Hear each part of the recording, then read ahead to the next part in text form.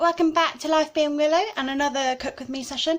So today we're going to make Diet Coke chicken. I personally think it tastes like sweet and sour, but Josh doesn't agree, but he enjoys it all the same. It's quite a Chinese-y type meal. Generally I serve it with either the microwave bag rice, or I have half of that for 6 points, or I'll have it with like a cauliflower rice. So the mix serves 4 people, so per portion it either works out at 2 or 4 points. Not sure, but I will clarify that with you as we go along. So yeah, let's get to it. Things that you'll need some passata, onions, I usually put 2 in, garlic, generally 2 cloves, again I put loads in, teaspoon of tomato puree, some dark soy sauce, some Lea & Perrins, peppers mixed in colour, and the pineapple. Now usually I have light soy sauce, but Tesco only had dark soy, so I've also got this sweetener just to make it so that it's light sauce rather than dark sauce. You just add a little bit of sweetener to it. So yeah, let's get on it. You'll also need obviously your chicken, 4 chicken breasts. It says 200 grams, but these are quite large chicken breasts. I'm not sure I'll put it all in. And obviously your can of Coke, which I delicately forgot to miss off, along with the chicken flavour stock cube. You need to make up 200 millilitres of stock with that. So here we go.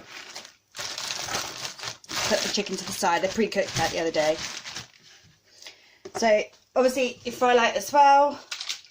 Not very good at this whole Cook With Me thing. It's a bit disjointed, I'm really sorry, but that is me.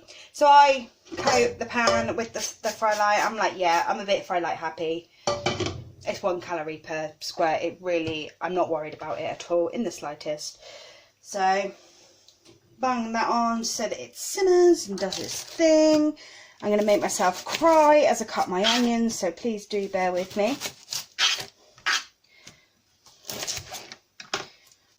There we go, put off the top bit.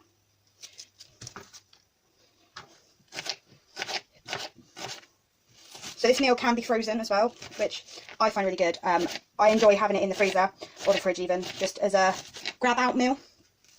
Because even though I enjoy doing my Cook With Me videos, I don't enjoy cooking. I mean, I enjoy it more than I used to, granted. Oh, this one's a bit potent. But I don't enjoy it nearly as much as like a proper chef would. I'm guessing chefs enjoy their cooking. I have no idea. But anyway, yeah. So we are, you know, I do like quick and easy generally. I tend to prepare and do food in like the morning, like or during the day, so that it's over and done with. I do like to chill in the evenings. My body needs that chill time.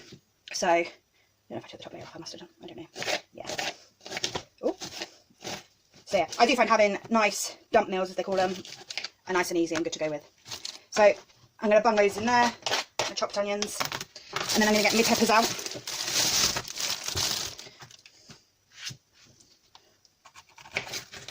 Now, I generally don't cut a pepper like this.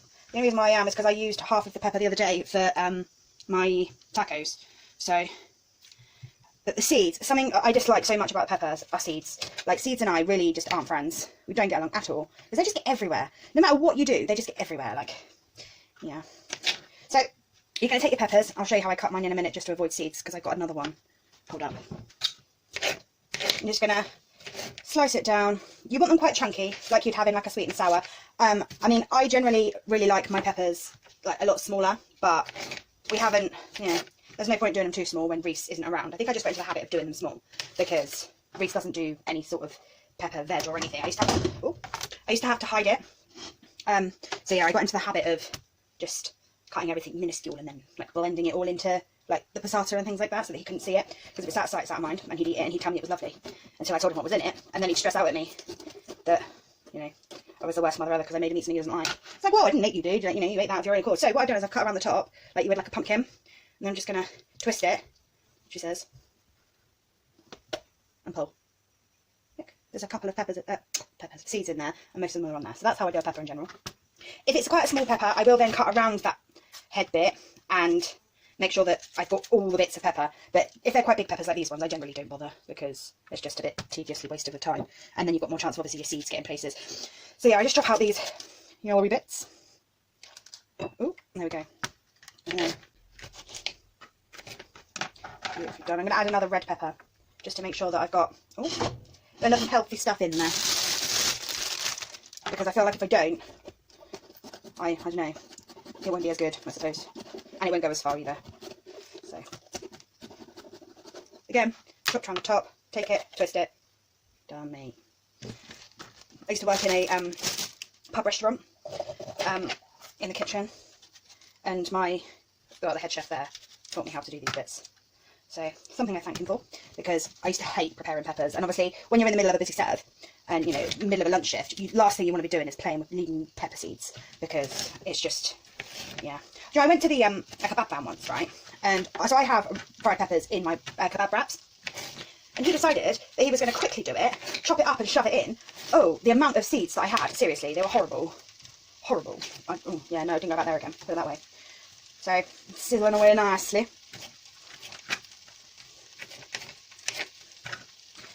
See, now Josh doesn't like pepper overly, so it's a bit mean of me really putting it in, but hey, he can get out. He's a grown man. He can do his own thing.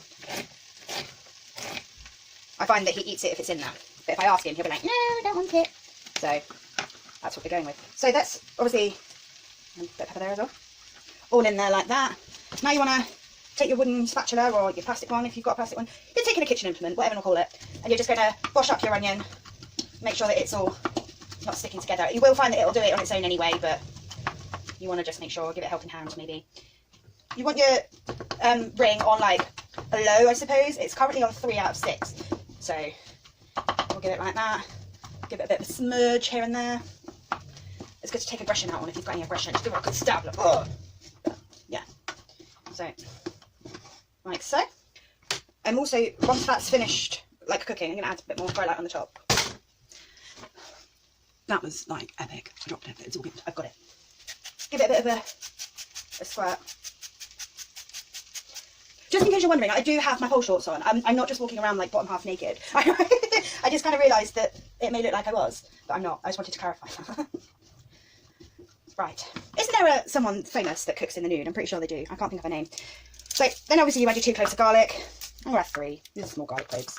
So I don't have a garlic crusher. So this is how we're going to do this. Watch and learn.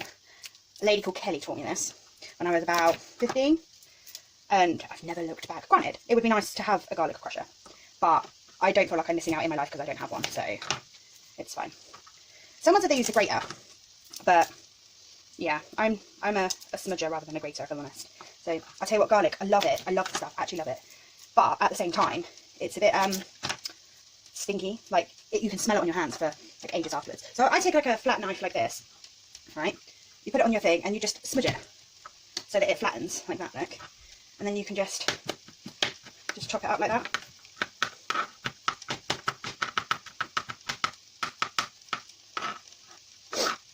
Like so.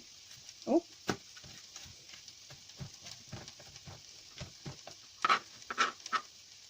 Again. Smudge them all and then chop them all at the same time. Oh, that one doesn't want to be smudged. Smudge! Okay. And then we just across. Like so, push it all together, and then go across the other way. I don't know that one. See? I tell you what, she listens to me all the time. It's actually, did you hear her? That is my robot of life talking to me. I didn't even ask her a fucking question. It's ridiculous. I do wonder, honestly I do. Right. Give it a good. They're still quite big lumps, so you do have to make sure that it's not too big, because if you get a large lump of garlic in anything, it can be quite overpowering. Now, any normal person would do this in the middle of the chopping board rather than on the edge, but I'm me and I'm going to do it my way. It's my way or the highway, my way or the highway. I'm sure that's a better song, but that's the one that came to my head. Right, there we go. Beautifully crushed garlic without a garlic crusher. Just make sure it's all off there. There we go. Now my hands are going to smell like garlic for the rest of its life, but I don't care, because I love the garlic. So you now need to make yourself 200 millilitres of chicken stock in a jug with boiling water. So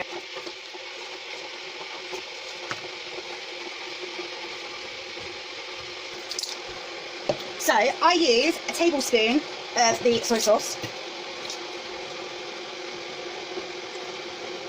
Obviously, light soy sauce would be better, but we've only got dark.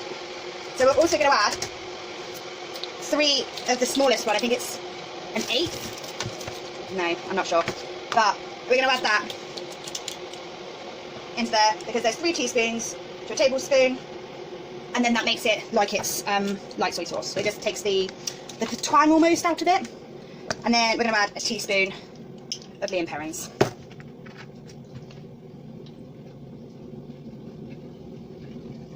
Like so. And we're going to add a tablespoon again. Oh, blast, it's breaking the place. Let's take that out of there, shall we? A tablespoon of tomato puree as well.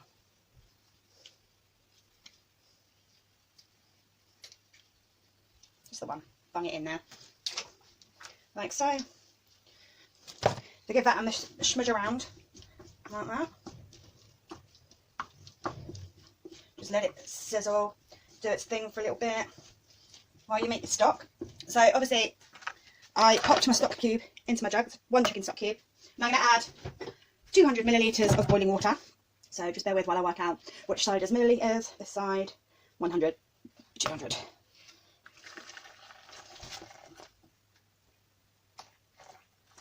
So now obviously this can be made with corn chicken as well, if you wanted to, but my sister, bless her, she's a vegetarian, so yeah, I made it when I went to the house and she couldn't have any. So I think next time I go there and make it, I will make it with corn chicken just so the chicken has some as well.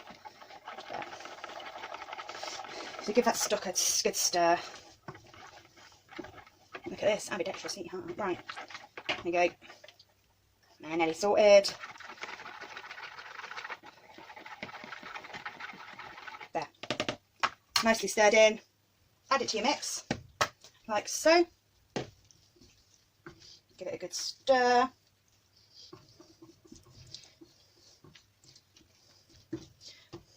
Grab your passata. So you're going to use a whole can of passata. Carton, I don't know what you want to call it. She says, I can get the thing open. Hold up, there we go, that's better. Snap it off like that. Bring it in.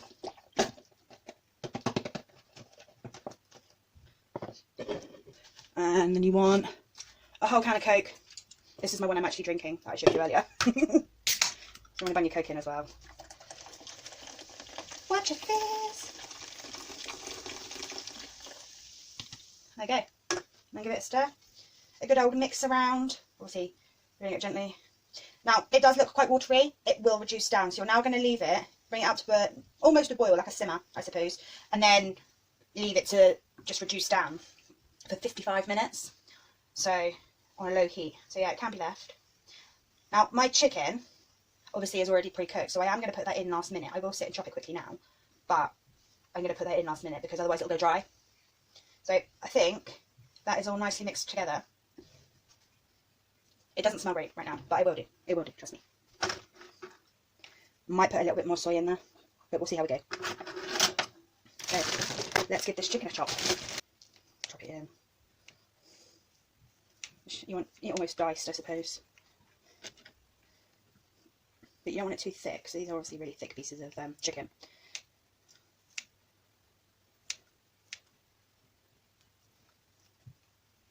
Just turn that up a little bit. Turn it up to 5 to bring it up to the boil. There we go. That's all my chicken chopped. I'm going to put it back in its bag just so that it doesn't go dry sat on the side while we're waiting for the thing. And there we go. Chicken all chopped and sorted. This is starting to bubble slightly nicely. There we go. I'm just going to set a timer for 55 minutes time. Hey guys, I am starting to tidy up and I realised that I left out my pineapple. This is my pineapple that I chopped the other day, which I am going to add in. Because if I don't add it in now, it won't have as much flavouring. So give it a stir. There we go. Sorted. Now we're going to just wait for our timer. So I've added in the chicken and I've just portioned it into containers even. And I'm going to just pop it into the freezer because We had KFC tonight, so didn't need to eat it in the end. Okay guys, you're going to have to forgive me because I'm obviously videoing this not when I did the tutorial for this meal. However, it didn't have an ending and I didn't want to just leave it as like an abrupt, so here's it potted. So yeah, it is 2 points a portion and it is really good and worth making. It isn't my recipe. It's a Slimming World recipe from when I did Slimming World many moons ago. But it is a good favourite and we do enjoy it. So yeah, it's definitely worth making if you're feeling Chinese-y at all. If you did enjoy this video, please do give it a big thumbs up and subscribe to my channel. Make sure that you do click the little bell as well, just so that you get notified every time that I post a video, because I'm not the best at posting videos on time, to a time scale. It's just not ever going to happen. So let's just get it straight off the bat. And yeah, that's pretty much that. Thank you so much for watching. Bye, love you, bye guys.